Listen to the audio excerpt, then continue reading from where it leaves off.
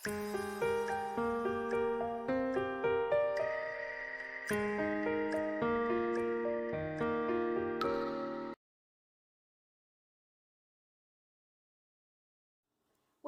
to the video. Today I'm here to introduce today's topic, sex education. I hope you like it. As we know, adolescence is a fundamental and critical moment in the formation of personality, and also an important moment to address the issue of sexuality, since it is a stage that defines the transformation of a child into an adult. We know that adolescence is a phase of identity discovery, and sexuality is part of it. That is why, if children and adolescents do not have information about sexuality in their development, they will be not prepared to prevent pregnancies not desired and will be more prone to sexually transmitted infections, to name a few things. Sex education also promotes the beginning of subsequent or protects sexual relations in adolescence. That is why it is important, so that young people are informed and prevent. Or tell me, do you want to assume parental responsibilities at an early age? Or better yet, would you rather take care of a baby while your friends are out having fun? You are free to decide, but remember to always do so in a responsible and timely manner.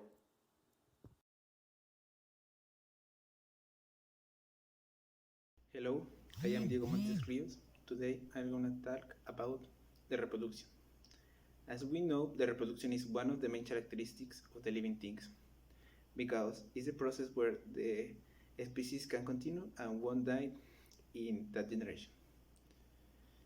Exist three types of reproduction: asexual reproduction, parasexual reproduction, and sexual reproduction. As we know, the asexual reproduction is where only need one individual. It doesn't have linear variety, so the individual will be the same, are the same. Then we have the parasexual reproduction, where is some kind of reproduction that only some bacteria do, because they absorb some DNA of other dead bacteria, and etc. And now we have the sexual reproduction. The sexual reproduction is where we need two individuals of the same species. For example, in the human reproduction, we need a woman and a man, because we need both gametes of every gender. For example, in the man, we need the sperm, and in the case of the woman, we need the ovary.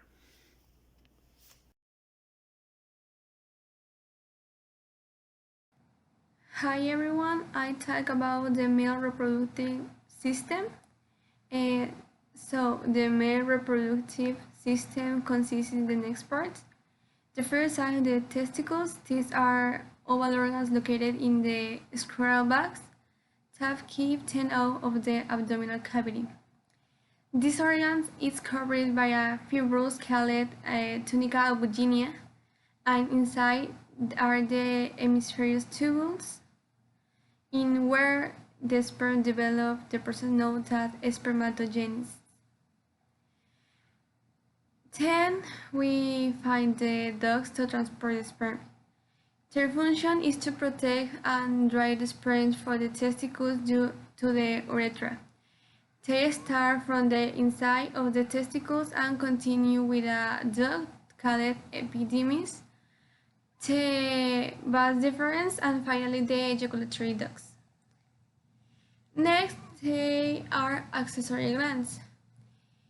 In this, we have three concepts. The first are the semen, that is a secretion that is made of sperm. The second is the prostate. There is an organ located around the prostatic urethra, and its secretion protects the sperm and keeps them available. Then the 40 years men should go to the urologist for the examination of the prostate, as it can present disease like cancer or neoplasia. Other concept is the bulbourethral glands. This produces an alkaline fluid that lubricates the urethra and neutralizes the pH, and also prevents the damage of the sperm during the ejaculation. Finally, there are the penis. It has the urethra, which is the route of the ejaculation and the emission of urine. Along the penis, the corpus cavernosus that is formed by erectile tissues. It is the one of the cause of the erection of the penis in the sexual arousal.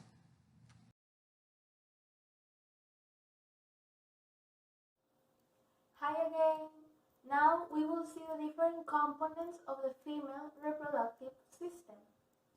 The female reproductive system includes a group of organs in woman's lower belly and pelvis. It supports the development and growth of a baby and also is responsible for menstruation. The female reproductive system has several parts. First, the ovaries. Ovaries make eggs and hormones like estrogen and progesterone. These hormones help girls develop and make it possible for a woman to have a baby. Each month during ovulation, a mature egg is released by the ovaries. Then, fallopian tubes go from the uterus to the ovaries. During ovulation, an ovary releases an egg into the fallopian tube next to it. Also, inside of each fallopian tube is covered by cilia, which works with the smooth muscle of the tube to carry the egg to the uterus. The uterus is where a fetus or a baby grows. It is a hollow, pear-shaped organ with a muscular wall. Also, the inner lining of the uterus, known as the endometrium, provides support to the embryo during early development. Now, the cervix. The cervix is the lower part of the uterus that opens into the vagina. One of its functions is to produce cervical mucus, which protects the uterus from pathogens and also facilitates the transport of sperm. Then we have the vagina. It is a tube that connects the uterus to the outside of the body. Also, during sexual intercourse, carries sperm to the uterus and fallopian tubes. Next to the vagina is the vulva, which surrounds the external ends of the uteral opening and the vagina. It includes the mons pubis and labia majora that are covered by pubic hairs. Labia minora doesn't have pubic hairs, and clitoris, which is an erectile tissue. Finally, the breasts are specialized organs of the female body that contain mammary glands, milk ducts, and adipose tissue. These mammary glands are a special type of sudoriferous glands that have been modified to produce milk to feed infants.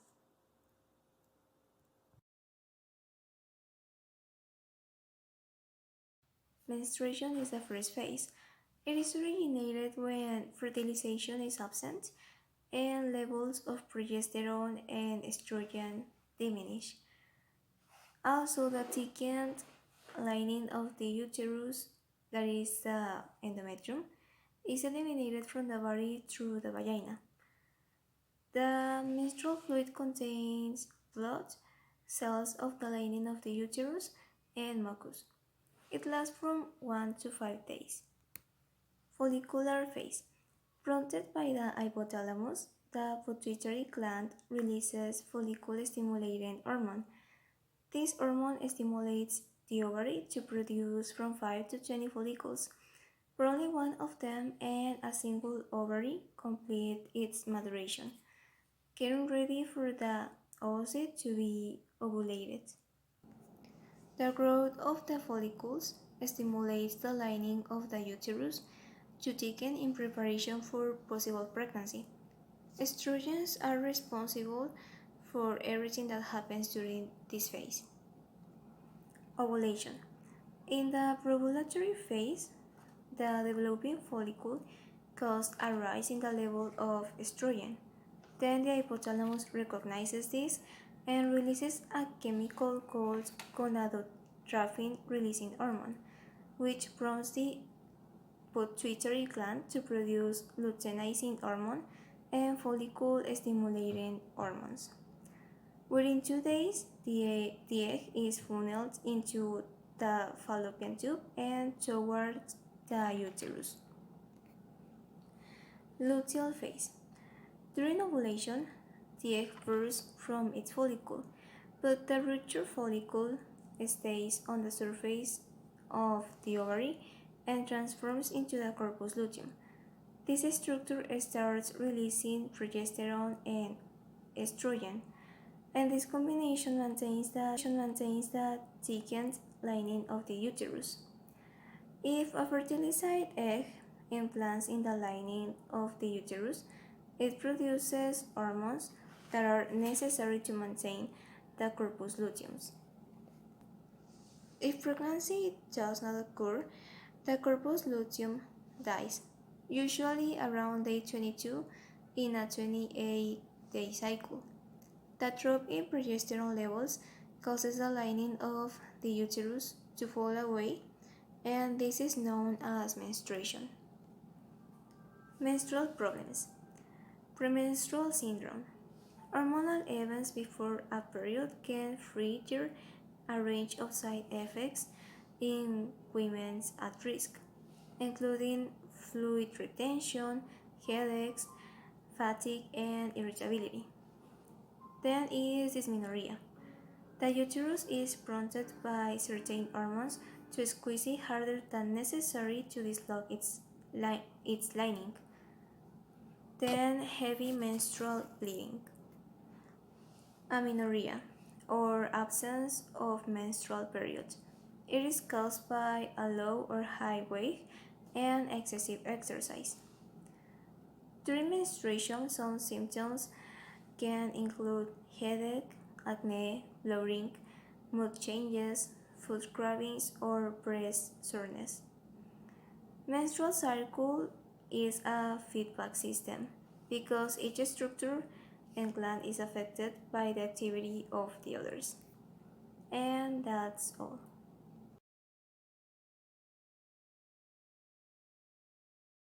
Hello, I am Diego Montes Rios again, and now I'm gonna talk about the benefits of the anticonceptive methods.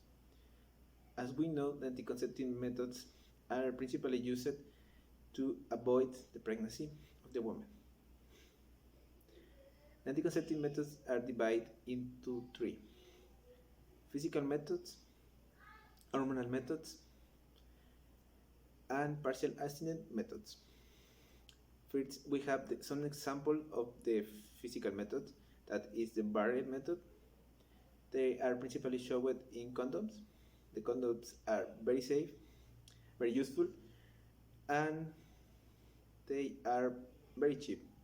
Even you can find it free in some places like clinics, etc.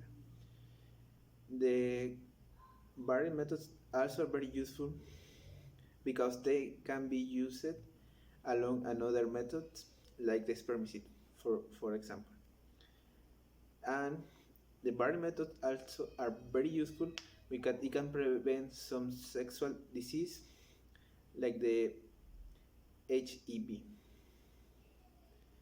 Now we have some example of the hormonal methods that are not exactly very cheap, but they are also very safe and very useful because it can reduce around 75% of probability of the pregnancy of the woman. Now we have the partial abstinent.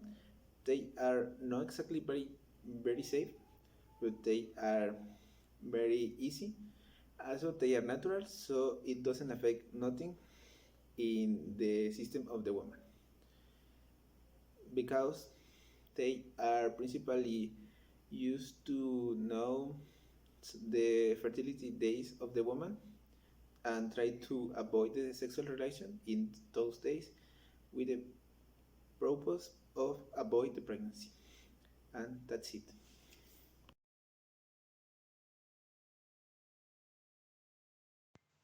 Good afternoon, classmates. I'm going to talk about the disadvantages of the contraceptive methods.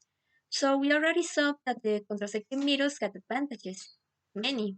But did you hear about the disadvantages of these methods?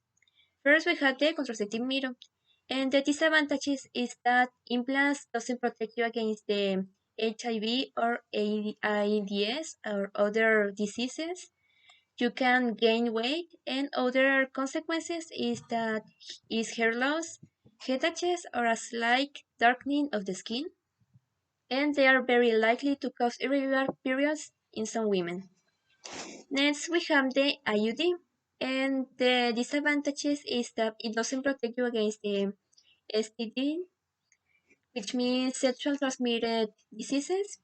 They, there may be cramping, pain, or spotting after insertion, and the number of days of bleeding is likely higher than normal. Then we have the surgery, and maybe it could occur and risk, and it doesn't protect you of the diseases. Then we have the condoms. The male condom perfect use is readily achieved and can reduce sensitivity and arousal. Finally, we have the female condom.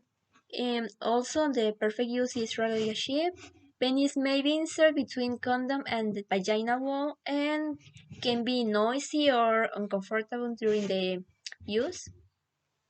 And as a little conclusion, it is important to know the disadvantages that contraceptive methods have, also the advantages that bring with them, since it allows us to have more information and with it make decisions in a responsible way.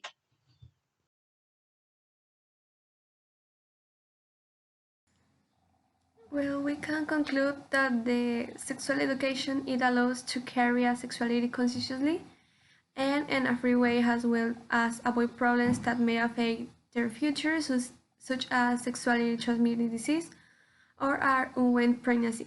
Since it is something that young people are not prepared, and so young people who are starting their sexuality manage to start it responsibly.